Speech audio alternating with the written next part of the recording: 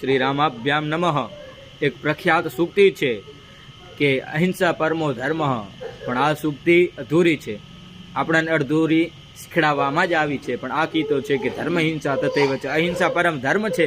પણ જ્યારે આપણા ધર્મ ઉપર, ગૌરક્ષા ઉપર વાત આવે ત્યારે ધર્મ હિંસા તથૈવ ચ. રામાયણમાં કહેલું છે કે વિનાશાય ચ દુષ્કૃતામ, જ્યારે દુષ્ટોનો વિનાશ કરવો પડે, ધર્મની સ્થાપના કરવી પડે, ધર્મ સંસ્થાપનાર્થાય સજ્જનાનામ હિતાયૈવ, સજ્જન ગૌની હિત માટે વાત આવી જાય ત્યારે ધર્મો યુધ્યતે નિત્યદા, ત્યારે કોઈ પણ વિકલ્પ બાકી ના રહે, ત્યારે યુદ્ધ જ પરમ ધર્મ બની જાય. યુદ્ધ આવશ્યક છે.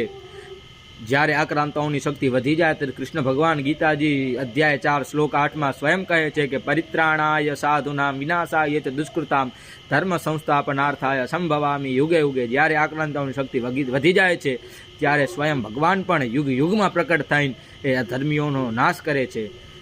અસ્તુ. જય ગિરનારી.